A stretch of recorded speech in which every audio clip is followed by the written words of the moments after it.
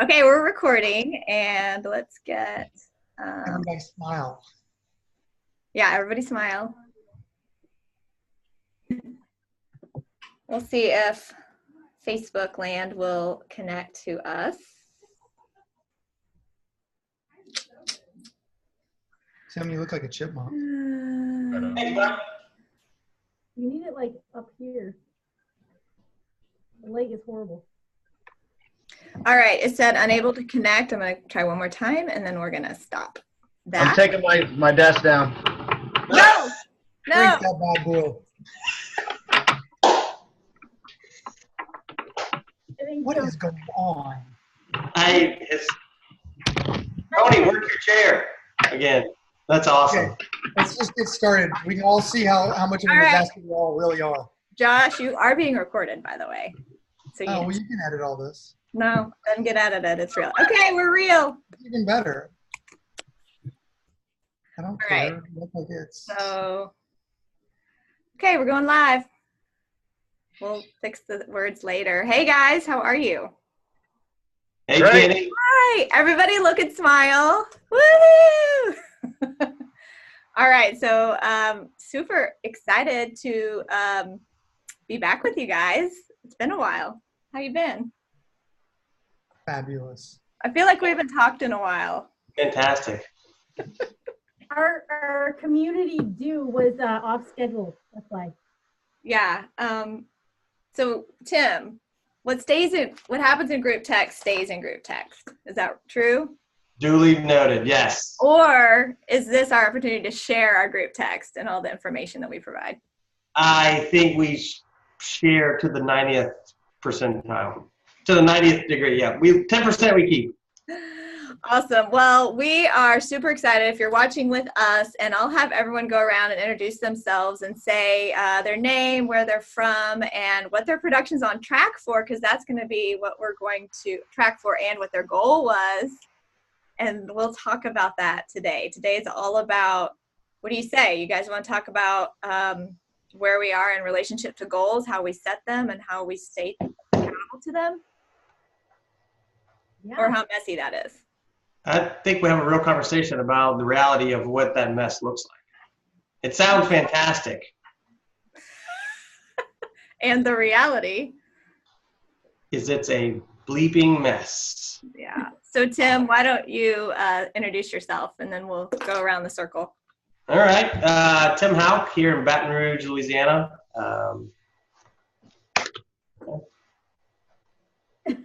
That's all you got? That's it. I mean, Baton Rouge, Louisiana, I've got a team. We cover Baton Rouge, New Orleans, North Shore. Goal is 323 units. There's a specific number behind that. Currently, we have either active around 40 listings, and between pended and sold, we're close at 80. So behind goal. Yep. Awesome. Tony Baroni. I'm pulling mine up, so Josh, you can go, or Josh. Josh is up. Yes, go. We are in. I have a landscaper in the background. Oh, we are in Sandy behind goal. Jessica Starr with Connecticut and KW Greater Hartford with Star Realty Group. We our goal was 300. We're reducing it to 225. And we let go of an entire admin staff, rehired, and hired new buyer's agents. So we've had an exciting first quarter. We are down by about a third the first quarter, and that is actually on trend with our market. And we've closed, sadly, only 30-something units, which is low for us. I know. Low. So this is, hey, listen, we are raw and real, so that's what's going to happen. So that's where we're at. Our goal is now 225, which is where we'll be at. We're pending a boatload now. I am working like crazy, and we should be on pace to hit that 225. Awesome. I just want to be real. Let's be real. All right, go Tony Baroni. Yeah, so we've closed about 50 units so far, and we have about 40 45 pending currently, and we are behind goal. Our goal is 333 this year, and we're doing some stuff. We'll probably get into that to try to catch up here on our goal for 2019. And in the past, we did 236 last year for about 60 million. Yeah.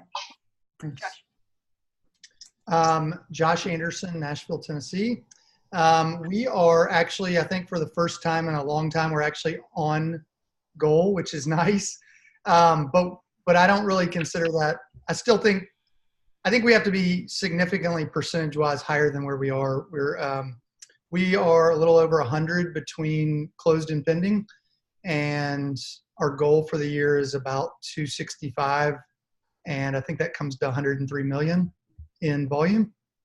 I love your Nice. points. Yeah, our price point's actually getting better, so it's been really great. But we're behind, I would say, from a volume or from a transactional perspective, but not from a volume perspective. So. All right. Well, Moving to Nashville. yeah. I'm Jenny, and I'm from Tulsa, Oklahoma, middle of America, and we had a big goal of helping 200 families this year, and we can talk about how we came up with that number. I think would be important to discuss. And we have closed and under contract 63, which is great. It's up from where we were last year, and that's still behind by quite a bit. I should have said our combined number. You should have what? I should have said our combined number. I didn't know. Oh, well, yeah. I mean, because if I told you, otherwise it's 38 closed. How's that, Jess? Yeah, that was pretty cool. Yeah, it sounds much sexier when you add the closed in. Hey, we can make any of the, arguments that we want to with our numbers. However, they don't lie. The numbers don't lie. At the end of the day, they are what they are, and so they are our truth. So how did you guys set the goals back at the end of last year? I mean, did we set them based on number of people on our team, or what we just desire to sell, or based on the year's production and we just added to it? Let's go around and just share how we came up with those. I think on ours, I mean, we really dug into individually meeting with everybody and figuring out what they want to do and then combine those numbers. I think one of the things we probably continually do wrong is, and not just our team, I think everybody, I would say, when we look at our numbers, like obviously there's months like February that are really just kind of sucky months, at least for us historically.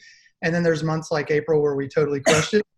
But I also look at I don't know that doing it on a 12-month calendar is really, I think the majority of that has to go in about 8 months, 9 months. Because anything you're putting under contract after mid-October, early November, there's a pretty good chance it's not closing, or it's falling through, or it's getting pushed, or whatever it is. And I think that we've got to, just looking at our numbers, I think we're on target, but I look at it and go, I don't know. Because everything that we get under contract in November and December might not close. I mean, a handful of it will, but so I think the 12-month calendars really makes it tough. And I also think that's where we have to really hammer the lead generation. And unfortunately, the second, third quarter is when we get busiest. And that's probably when we're busiest showing properties, doing buyer consults. What?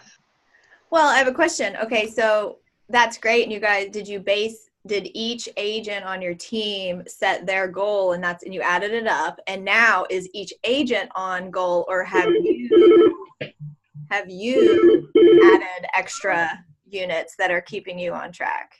So I'm looking at, for everybody on the team, I'm looking at transaction total and transaction goal for the year, and then transaction pending. And pretty much everybody is within a couple of units of being on goal, and there's 3 people that are, there are 3 agents on the team that are over goal. Either from actually there's 5 agents that are over goal, either from a transactional or volume or both perspective. All I'm saying is in the second and third quarter, we get busiest doing buyer consults and writing offers and showing properties. And that's when we should be lead generating the hardest. And that's where our business becomes very cyclical. And we all kind of go, hey, new agents go, ooh, I want to make $100,000 a year or whatever the number is. That's like the magic number, and trying to figure out how do you get back, like how do you back into it? And then they don't take into consideration 20% fallout rate or whatever the number is in your market. And it's a big number. So, I mean, to think that we're going to do 50 deals and close, successfully 50 deals is like setting us up for failure. Something that stands out is like you're on track right now, Josh, and that's awesome. And we are also self-aware enough to know that tomorrow, like our whole teams could walk out on us and we could just be like, whoops, there you go. And that's very likely. Yeah. Thanks, Tim. on track for me is like probably 15 or 20% off. I mean, our GCI for April was insane. And for May, it was just like average to a little bit better than average. Like we didn't we're not hitting our numbers for April. I mean, for May, but for April, we like 2.5x'd it, which is awesome. Yeah. But it doesn't fix May or June or July. Right. We don't know. That's the crazy part of our business is we just don't know. And so I guess that can be our next topic after Jess. Why don't you share kind of what you're feeling on this? So Connecticut, you guys know, I mean, I was lamenting about it in November. We felt the shift in the worst way come November. It was like started in September. We felt funky. We had 16 closings in October, which was awesome, but that was, all August's work, right? September happened. We're like, what the heck is going on? November, we had 5 closings. For us, that's not normal. November, we usually do 20 closings plus. And December, I think we had 10. And that's still super low for us. We usually are about 15. And I always watch the year-over-year trend. So something I do in order to predict our numbers is I took a 3-year, year-over-year trend, and I looked at the total number of units we closed each year, and I figured out what percentage of business that equaled in our total percentage of business. So if we said we wanted to do 300 units, that meant, in January, it would be 3% of our business. So how many units did we need to close in January then to equal the 300, right?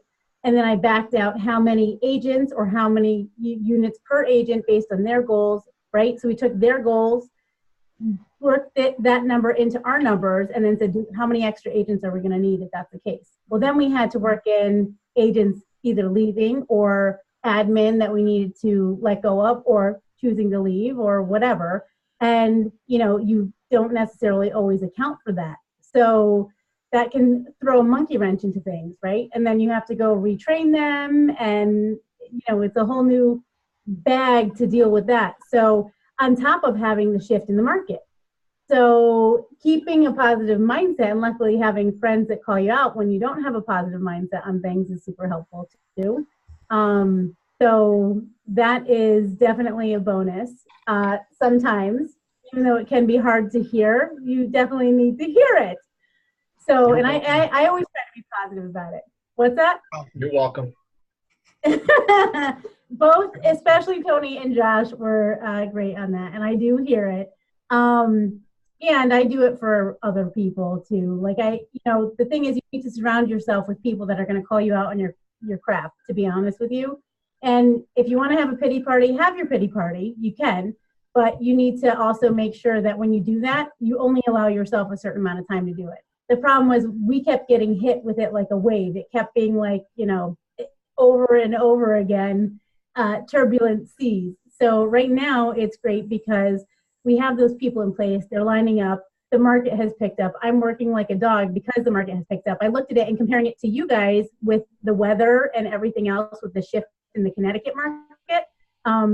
What we noticed is I do this like a similar amount of business unit-wise, let's say to like Josh or whoever. And if it's a similar amount unit-wise, I actually do it in 3/4 of the year as opposed to the full year based on what happens with the weather here too. So, and people kind of come out when the sunshine comes out. So those are the trends that we tend to notice and watch. And we're noticing the Connecticut market as a whole is down big time. For every 3 people that move out, 2 are moving in. Yeah, so we go about it a little bit different when we're trying to figure it out. And kind of the mistakes I made was I would say, okay, what do you want to do, Jenny? And Jenny would say, I want to do 60 units. And I'm like, well, Jenny, you've only done 25 before, so how are you going to do 60? But I would take Jenny's number at 60. Josh would say, I'm going to do 40. And I just kind of go off what people said they wanted to do. And then through, I think, Loken, actually, Lance Loken, we had a call one time, and he's like, Tony, I count 24 if they don't have experience, and I count 36 if they have experience. And so I really went to that formula, and then figuring out, like, if I want to do 300 units, how many salespeople do I need? Do I have enough support? And then I try to hire the support before, where they're trained 90 days before the production, right? And then I think we're all guilty of not hiring people fast enough, and they're not really ready to take on, 36 units. And we're counting them to do 36 units, but they're really not ready. They're probably going to realistically do 24. And now it's a little more complicated for me because I have a listing specialist, which in my mind should do about triple the amount of what a buyer specialist should do unit-wise. So my formula for that is listing agents are 75 units, and on our team is what our goal is.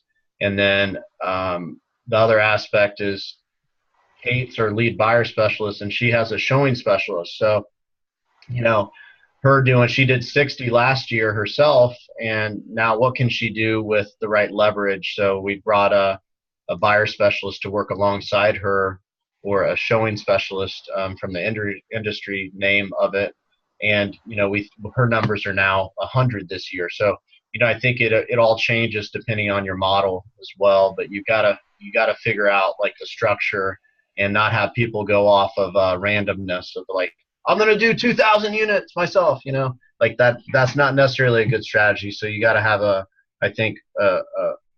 standard on your team of what you expect for their experience. I like that. Yeah. Tony, mine's very similar to yours in the fact that, and it's something I've heard Gene talk about, Gene Rivers, but 24 is very realistic for a new agent, somebody with a lower financial thermostat, and there's nothing wrong with that. 36 for an experienced agent has become what our standard is. And so what I did was I counted the people we had and subtracted it from the number of units that I needed to do to hit the financial goal that I wanted the business to hit. Not my take home, but a net number that I wanted the business to do to give a certain amount of profit share to the team. And now what we're doing is we're calculating at every month, every quarter, how many hires are we going to have to do to hit that? And so it's the number goal is now not negotiable. It's only amount of hires. We started off the year very, very well. January was fantastic. Thought we had some things figured out, but I had moved offices in November. Spent November, I hired a new director of operations. December, director of sales. And then we went into that dip. The 30, 60, 90 with them, the time I had spent doing career visioning. We went into the dip. February was not a very good month. March was the worst month I've had as a team. Now we're following with an April that's just a gangbuster, and May is through the roof. It'll be our first double six-figure month. So it's just fantastic watching people thrive and holding them accountable, but it was the leverage. So we're just working off of that model and holding people accountable. And as we start to dip, we're onboarding 4 agents today. So it's about people, but the goal has become not negotiable. In the past, it has been. I'm like, you're right. This person says, I'm going to do 50 units, and I'm going to do 60. And at the end of the year, my financial thermostat was determined by people who were not really accountable to their goals. And so this year, decided that was going to not exist in my world anymore. Wow. Awesome. That's powerful. Well, ours was based on our METs in our database and and projected agents to join the team. And when the agents aren't coming through like we thought, or some didn't work out in their 90 days, now we've got to pivot and find more. I love the idea, Tim, and we've talked about it otherwise, of just having more than one at a time of new junior agents or new agents to your team at the same time. So you're doing the same training at the same time. Okay, so this. Remember when we had dinner and Chris Waters talked about that? Yeah. He said onboard 5 at a time. Yeah. And that's been in my head. Yeah.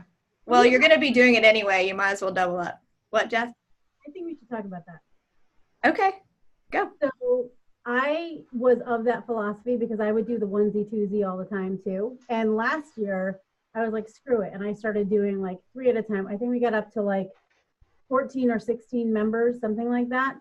And we were doing good. And we had a bunch of new people. I'm going to tell you one thing to look out for, especially when they're new agents, like brand new agents.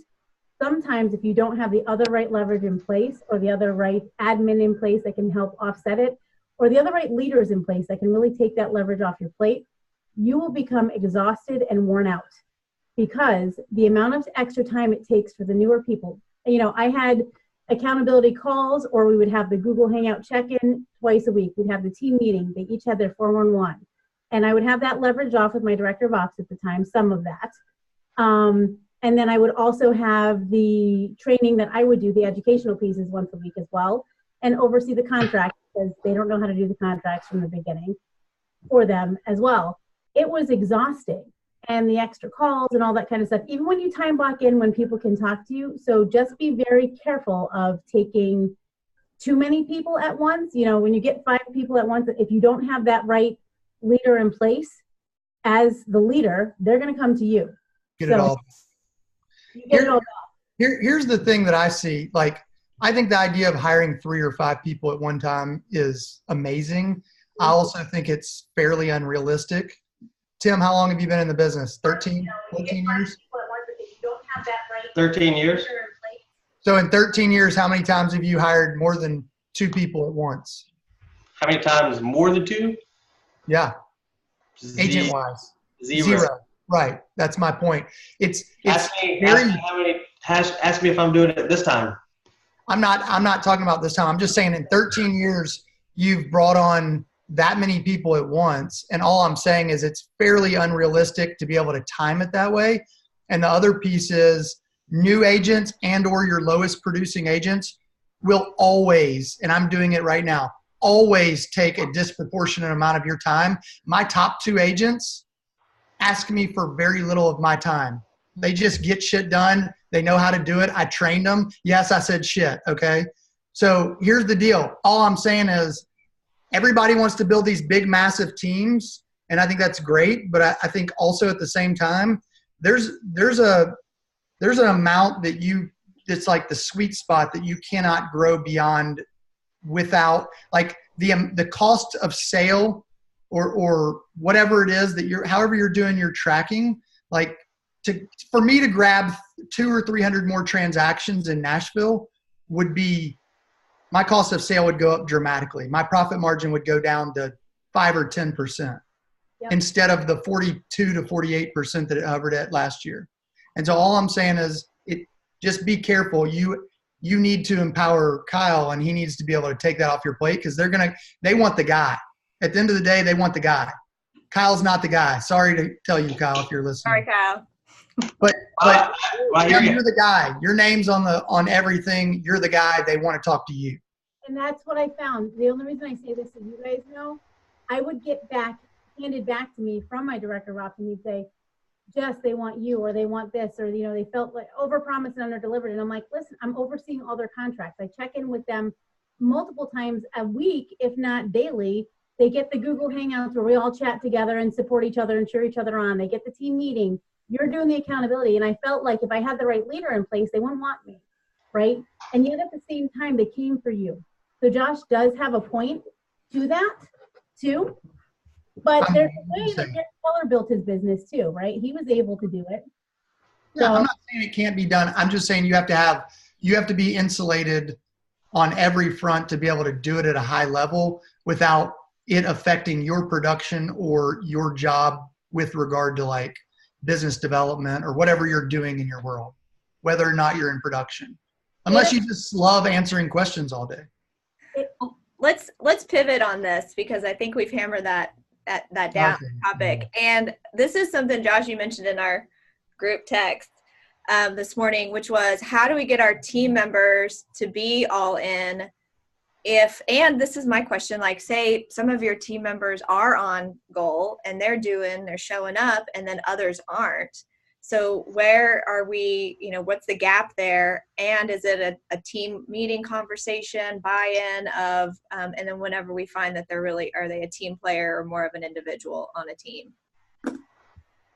I don't know what all I said, but part of what I said was, we've been talking a whole lot about the idea of, I think there's a lot of teams out there that are basically a group of individuals that call themselves teams, and they benefit from the team perspective, and and all the tools and systems and leverage and processes and referrals and leads and referrals and leads and everything else, and the coaching and training and support.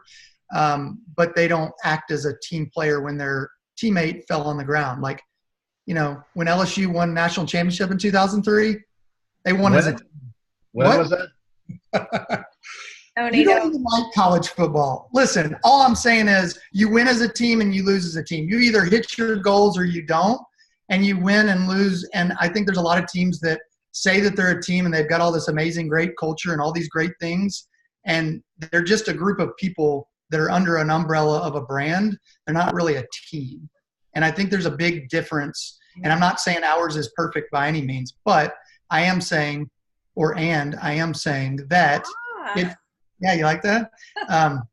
So it's one of those things that it's something we've got to talk about. And I realized 2 or 3 years ago that I had all these ideas on my 5-year vision board for the year 2020. And I had it hanging in my office, and I looked at it, and people would walk in and go, "Oh, what's this?" And it's the same thing with the team and the winning and losing. Like, as obvious as it is to us, I don't think we as the business owners do a good job of like conveying and talking again and talking again. I mean, that's why we talk about our numbers and our commitment to our clients and our online reviews and our referrals and all that stuff every week at our team meetings. We don't talk about new listings coming on the market and things like that. Yeah. Okay. So Tony, you're feeling that someone is more of an individual versus a team player. The three of us got to see Patrick Lencioni as he presented the ideal team player. So we got real clear on what that team player looks like. They're humble, they're hungry, and they're smart. So what if they are missing one of the key ingredients to who we are, and they've been on the team for a couple of years? What are you going to do with that? Yeah, I think all three are really important, but also your core values as a team of what's important to you individually. I've found myself, when I'm frustrated with another team member, pretty much if I go to my core values, there is something that I feel like they're not showing up with in that core value standpoint. Whoa. And so we actually just recently redid ours, and it looks completely different than it did when I did it in 2011 when I started my team. So collectively we decided on what the new ones will be, and it's very clear. So as a leadership meeting, when we have a leadership meeting as a team, we literally get it out. It's actually right behind here, and we just go, okay, what's not showing up with this person that's causing frustration for whoever, right? Mm-hmm. And pretty much it's always down to one of those. I found with Patrick's book, Hungry, Humble, and Smart, when I think back of people that it didn't work out, it was really one of the reasons. Most of the time it's been the hungry part for us. Like, they just didn't have the hunger that we have, right? That helps you jump back up when you get knocked down and be able to sleep it off and start back up the next day. So that part specifically, I think, is really, really important in real estate, in my opinion, the hungry part, because this business will, what I always tell people, will kick you in the teeth, right? So you've got to have the hunger of overcoming all these challenges that we're faced with. I mean, if you think about what's happened in today's real estate world with technology alone, I mean, that's quite the conversation of just all the stuff that's happening right now that we didn't have in our market in 2 years ago, or we didn't even know about 2 years ago. So as team leaders, I spend a lot of my time right now trying to get ahead of it instead of behind it. So how can we innovate so our team can benefit from all this stuff, rather than 2 years from now saying, I wish I would have changed things up a little bit before it's too late, right? So hope that answers your question. That's my long answer. No, I like it. Anyone else have anything on that topic? I think Tony, thanks for sharing that. And I mean, I've been thinking about that a lot lately. It's often where we've got humble. I think the hungry is the part that I know that I struggle with a little bit. When I look at people that are servant's heart and they're humble and they're working, but they're not hitting their goals, I tend to get frustrated. And so I have to kind of circle back around and look at the value to the organization. And so, I guess just here's a question for you guys. Like, how do you guys deal with that team member? The one that's real value, but they're just not maybe hitting the goals, they're not moving forward, they're not growing. And so anyway, how do you guys handle that? that's the toughest one, especially the ones that have heart and they're humble and you love them and they're people and they're there and they're team players. So are you reducing the standard to meet that person? And what I've heard from everybody is your standards are really what the lowest producer is on your team, right? So that's your minimum standard. It's not the highest producer. And that being said, is there some value to be found in that person for having them there? So I think you have to look at the whole picture. But it's something I've always struggled with because, we've had those people that they're all heart and they're there and they're team players and they're supportive and they're great. And yet, are they the people that are going to grow our business and our company? I think you have to be okay with it or not. Like right. The standard is at the end of the day, there's going to be 25 different people over the years that are going to have different situations where they're really a cheerleader for the team. And would they be a cheerleader anyway if they weren't on the team? Like, I think you just have to make a hard line in the sand. It either is or it isn't. And at the end of the day, if you are going to allow it, then that's fine. That's your business. But you just have to make a decision. Like somebody that does 8 deals a year on your team, Tim, are you going to keep them? It's totally fine if you do. That's just your standard. And you're going to hire people that are okay with 8 deals. 8 deals isn't going to move the needle for you. No, agreed. Here's the challenge. Here's the reality of it. Love these people, doing 8 deals, and I have someone. You don't have to love them any less. They just don't have to be on your team. But it comes down to a question of if you're putting leads in their hand. We started tracking. I have something called a rolling 12, and it's your last 12 months. And I don't think enough people talk about this number. It's what from the time you handshake, like the time you meet with a person, the percentage that you're going to get a paycheck. And I have people agents that are at 60%, which is high, and I've had some people at 20%. So the reality is there's a 40% swing in someone who's really talented and someone that's at a lower level. But the reality is if they're going on appointments for leads that you're paying for or your inside sales department, so on, they're not converting, they're costing you money. And that's the struggle. I want to coach them up. I have the. How do you change somebody that's a whale hunter that is on your team that does 6 deals and they're, championships are won from a baseball perspective with singles and doubles? Like somebody that's trying to hit a grand slam on every deal. And I've got a guy right now. He's awesome. He's only 6 months in, so it doesn't matter. And he's done 10 deals on the team already. Yeah. But my point is, hold on. My point is that my point is he's working on a 198 unit new construction deal. It's awesome. That isn't going to come out of the ground for 18 months. Those aren't going to, you can't walk through those for a long time. Like that's not going to help him for the next 18 months. So it's amazing, but not with you. But the reality is some of the things that we deal with, or I think, and the challenges, and so this is the messy part.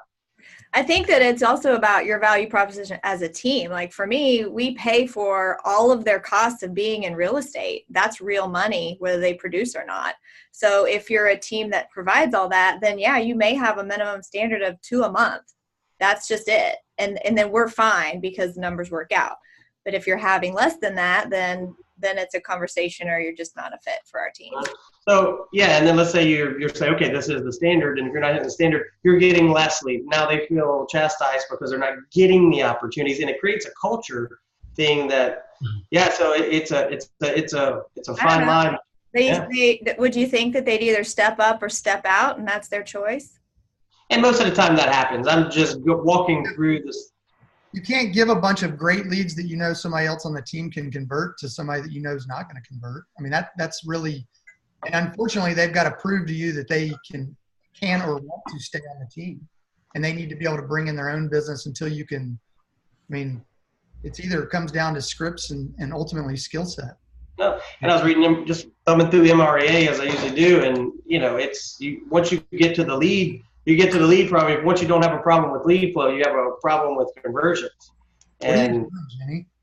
Oh, he's just like, I mean, I giggle because he says when I'm flipping through MREA like I usually do, and I just think it's like that's really maybe a key to our success, if we want to call it that, is that we actually like for fun read through. It's the most marketable thing. Yeah. I flipped it open today, and it was a conversation about conversions, and it's a conversation that's never going to end. Hey, Tim, here's my take on it. Basically, I felt like we'd have 1, 2, 3, 4 buyer specialists, right? The top one would always just absolutely kill conversion, and the word's conversion, right? And the second would always do really, really well with that. And then our third and fourth would really say, hey, this isn't fair. They're getting a better lead or better referrals or whatever. In reality, they weren't. And I knew that, right? But they didn't know that. So I would tell them that.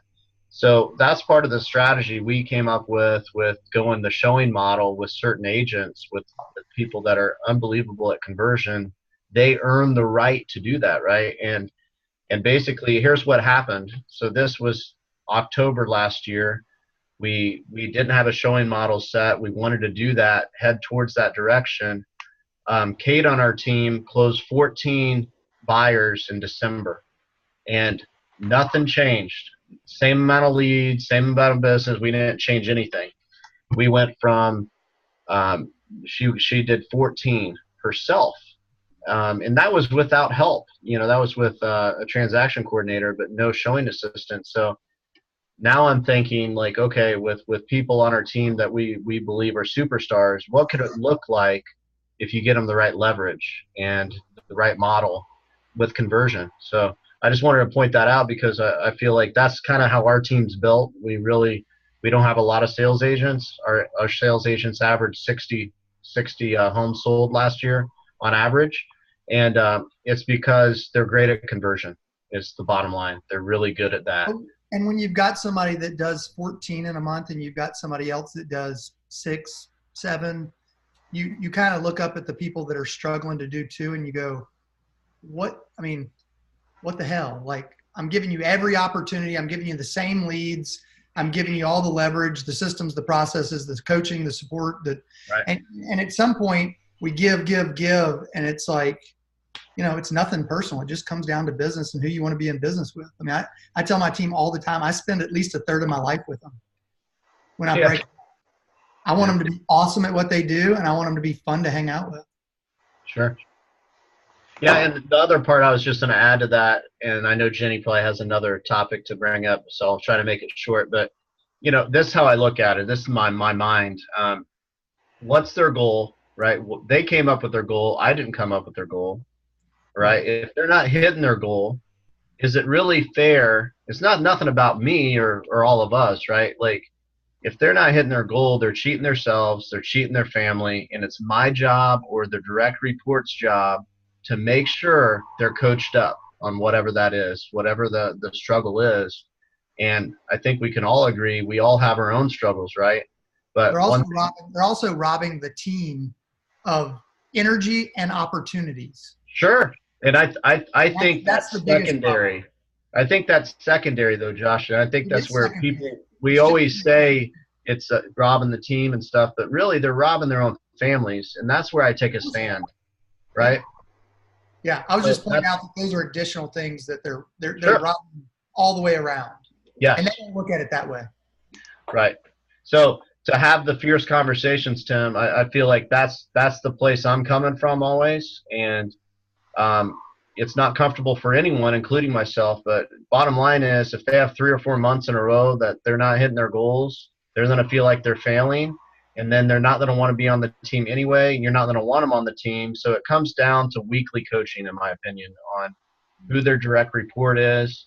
If you have the right leader, going back to tying it in with what Josh was saying, if you have the right leader, and I do believe it doesn't have to be the main person, because we're doing that, I feel like, at a pretty high level on our team, where it's not me that's doing the weekly coaching, but I am doing a monthly check-in with them to see how things are going. And I think that's something I've missed in the past.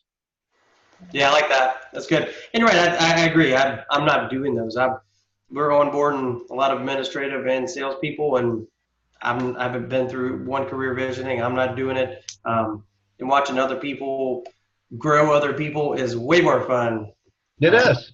It's That's awesome. cool. That's when it gets cool. Yeah, it totally is. And that's where some of us are. We're empowering other leaders on our team to lead. And then are there times when we just take control and hop back in because it's not being done the way we think it should be done? Or, I mean, how many, all of us right now are probably working harder than we've worked, or more than we've worked in a bit. Would you guys agree? Yeah. Oh, yeah, for sure. Yes. People think that when you build a team, you're like not having to work. I mean, I think that's a big misconception. Or let's go there. So let's go there. Now, I'll take the hit. You guys can go ahead, and I'm setting myself up for this. So lately, a lot of people have been posting about the piece of like, what the heck, what is this about, where everybody's trying to be cool and get out of production when you're not going to be, you're going to be less profitable, and then you're going to have to get back in anyway. So let's talk about that. What do you want to talk about specifically? Which part? Well, I mean, okay, first and foremost, I don't think you get out of production, period. Like it's just, you're just shifting what your job duties or job description is. Like, I don't think you just don't get out. Until you're like totally out and you die, are you ever really out of it, or you, whatever it is. I mean, you're just shifting to a different role. Like, if I wasn't the lead listing agent on the team, then I would probably be out doing business development and bringing in more business and coaching and training the team more so. I agree. I agree with Josh. I feel like this is just my personal opinion. It's no knock on anyone, but to me, if you're 7th level and you're not pouring back into your team, I mean, ultimately, if I'm on the team, I would feel like, well, why are they off flipping houses, or why are they off doing this or that? What are they doing to help me grow within their team, right? So for me, that's my goal. It's not necessarily to get out of production, but it's to get into the business development, right, Josh? Like, that's the people that are joining your world. The people that are joining your world are joining because of you most of the time. Like, whatever brand you've built or whatever you've done. Yeah, the service. I mean, people on that work with me or that we've interviewed have literally said, I'm interviewing with you guys because of you, not because of anything else. And so they want to be around certain people and do. Or I don't know. I mean, that may be you because you're famous and cool, but the rest of us are working to like build a team that it's the culture we have and the fun that we have and the perception we have in our community and all. But I'm saying, when I say they want to work with me, I'm saying they want to work with what we have built, not what I've built, what we've built, all the stuff in the background. But they want to work with somebody that is going to mentor them. And it's not going to be another low producing agent on the team. True. Is all I'm saying. Yeah. Thanks for coming on, Jenny. Jess, you have had a lot of change up, and honestly, we're getting texts from you very late at night when you're just getting home from listing appointments. So how out of whack is your work balance right now? Oh, Your work. Actually, I'm the one that's like super happy because I am in the office at 7:30. out at 4. I tell my clients I'm like very anal about my schedule because I like being mom. Yeah. Between 4 and 8, I'm mom. I take my kids to all their events. I have 4. And between 8 and whenever, I negotiate contracts just because that's what I want to do. And at the same time, I have not even been sticking to that. So I've been taking listing appointments at all hours, day and night, and taking multiple listing appointments because inventory is very low listing wise. And when we're getting these listing appointments, it's like, you need to come list me right now. And even when you set the expectation and we're going to do it at this time, there are people knocking on the door because listings, they just want them no matter what. So if you don't accommodate, like, you need to accommodate, and being urgent is key. Can I ask you a question on that, Jess? Would some of this also be from any kind of scarcity because you've just gone through lots of change up and your production was hit a little bit? Are you just making sure that you're... And you could totally think that. And at the same time, if you've been experiencing what we've been experiencing and seeing, you can see the other agents in my office doing the same thing. No, I know, I totally get it. I'm just saying, like, you're trying to make hay while the sun shines. You got to go and make it happen because you may not get that other opportunity. I don't even know if that's how you say that. Yeah. All right, I'm not. Side conversation. Oh. Okay. So anyway. So no, I need to get my balance back, and it doesn't need to, but I'm more of an all or nothing kind of girl. So that's the problem I face when we get into the hustle mode. You know, winter is slow for us. So that ends up being what happens. We kind of get, people aren't moving as fast. And then when it turns on, like you guys, I don't answer the group text half the day because I literally can't. We are flat out. So Neither does Tim. He's got like 14 kids and... Yeah, and I do too. Yeah. I mean, they're out of diapers. He's winning on that front. So how are we producing this culture of, we say we're a culture of productivity, we're a culture of lead generation. How are we getting our teams back in on all this? So here's something exciting we're working on right now is our coach. He created these awesome scoreboards where you needed to enter all your stuff, and we broke it down to daily, and then he wanted weekly, and then basically we morphed into, we did a group call with him, and basically we're calling our numbers Monday morning, and we're calling it out as a group. Everyone's required to get on the call, and I'm super excited. And that's something my coach came up with, not myself, and it's really interesting. I'll let you guys know how it goes ultimately, but we're starting that Monday. And we broke out all the groups of what we're tracking.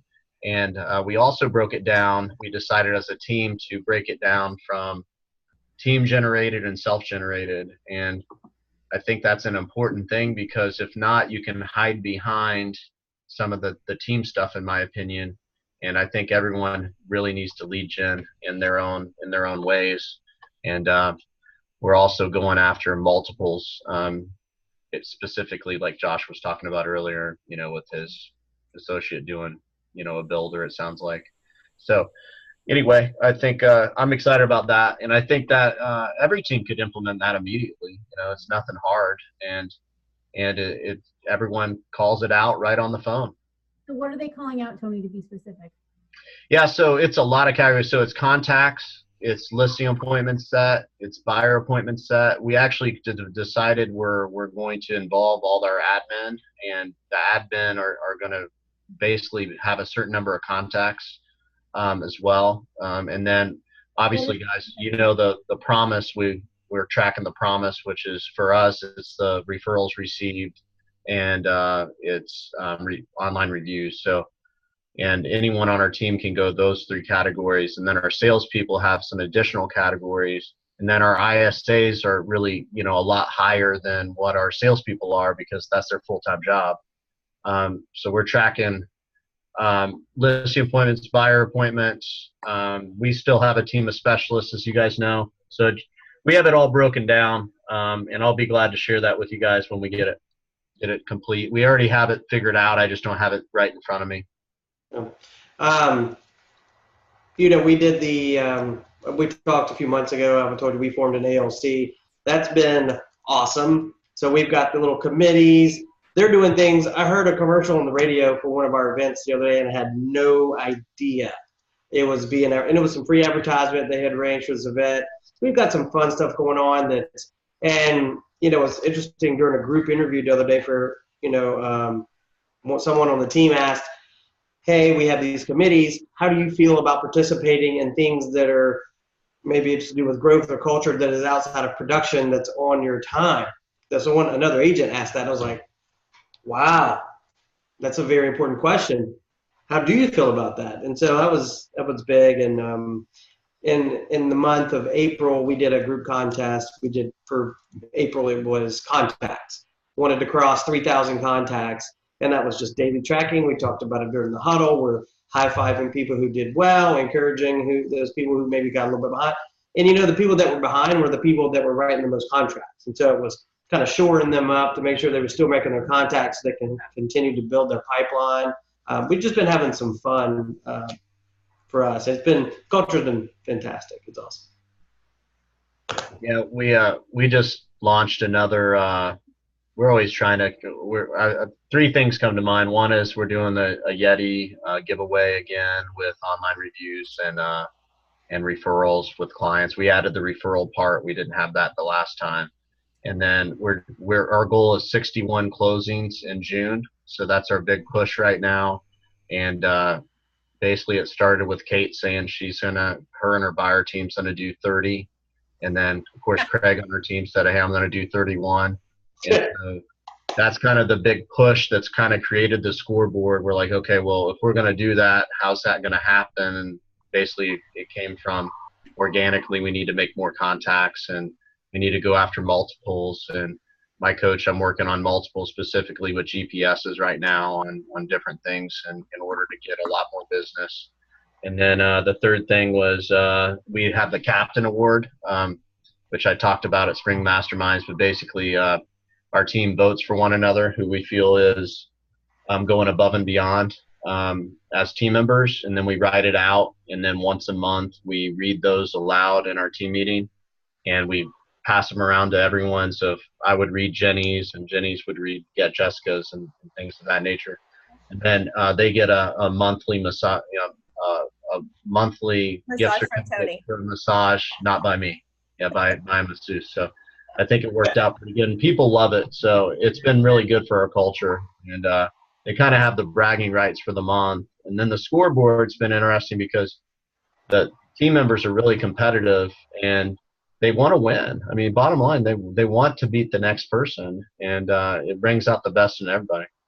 I want to give a quick little shout out to Bold 2.0 because Jess and I are in this new program, and I don't know about Jess. I think she's excited as I am. After taking it a few times like we have, Jess, isn't this so refreshing and fun and new when you get to have a Ford sandwich and have permission to talk to people and just be friendly and nice? Love Ford sandwiches. What's the nice thing? So the Ford sandwich, family, occupation, relationship, and dreams. That's what it stands for. So that's how you have those conversations with people.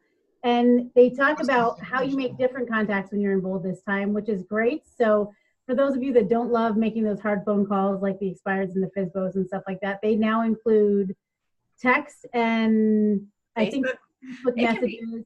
Yeah, it can be text, Facebook message, email messages, as long as it's a two-way conversation. You get, and you, whatever, you've taken Bold one time. You can't talk. Yes, I have way more than whatever. Anyway, Jess. Well, it's relationship based, right? I mean, it's moving more towards less prospecting, more relationship. I get it, but there's no compromise for picking up the phone. Inside of the Ford sandwich is. I agree. Inside of the Ford sandwich is an ask. For example, it's I'm in a competition. I need to get 10 referrals in the next month. And anyway, the point I'm bringing this up is that. How often do you respond to when somebody sends that text message? No. That's a phone call. That's a conversation. Bringing this up. I'm bringing this up because Tim mentioned the word fun.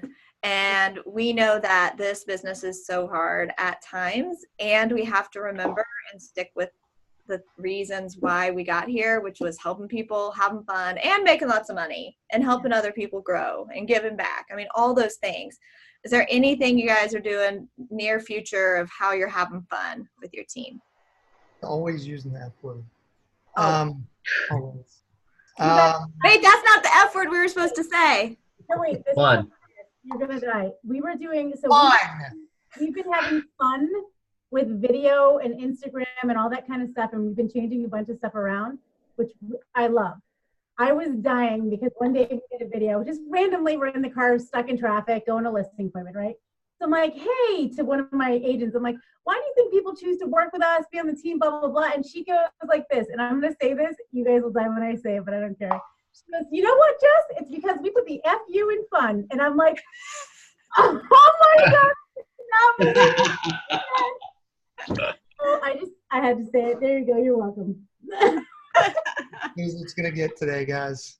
We have these crazy bells everyone has on the team, so we're ringing them like for any reason we can, and being annoying to everyone in our office. And I need those.